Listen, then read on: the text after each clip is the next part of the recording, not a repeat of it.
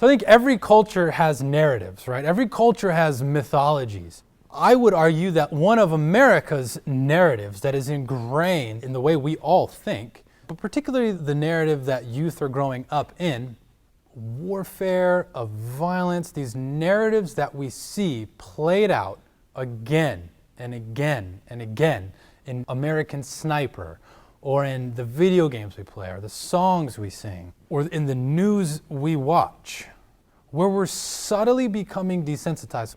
The sort of mythological narrative we buy into that's preached to us and ingrained in us from all the different media sectors that sort of teach us subtly that violence is redemptive. When I say the mystique of violence, that concept of violence being redemptive, that if you wrong somebody I love, and then I wrong you, I'm actually redeeming the situation. But Jesus said to love your enemies, and redemption looks different from a Christian paradigm.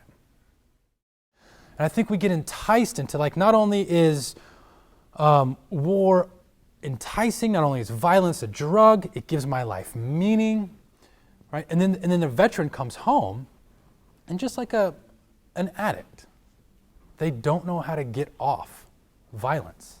They're addicted to it. If there's a remedy to that situation, I think it is conferences like this, it's communities of faith like this, who are willing to replace the common narrative, the common story, with a new story, with a new narrative. In other words, we need new heroes.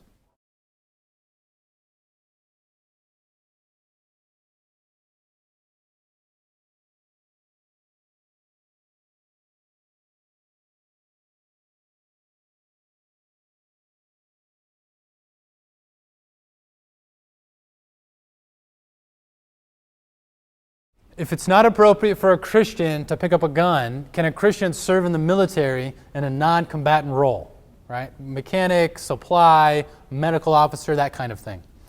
Here's what I would say. Marine Corps, Air Force, Navy, Army are all part of the Department of Defense. And the Department of Defense has a mission. And in boot camp, one of the first things that is ingrained in you is mission accomplishment. So when your officer says, charge that hill, go to your death because I told you to, yes, I will do that because I do mission accomplishment. That's my job, right? You always have to remember that you serve the mission of the Department of Defense. So even if you're a supply officer and you just hand out gear to other Marines, it's at the service of the mission of the Department of Defense. And what's the mission of the Department of Defense? When the president says you're going to go into Iraq and you're going to neutralize these targets, and that's the job of the Department of Defense, right? So when you're handing out gear and you're like, well, I'm not really doing anything bad, but you're still in service to that mission. Does that make sense? And so that's why I say there's still wonderful ways to serve that are outside the Department of Defense. Peace Corps, Job Corps, Mile High Corps. There's a million different ways you can still serve, and you can serve your community, and you can participate. But always remember that if you're in the military, no matter what capacity it's in, you serve the mission of the Department of Defense.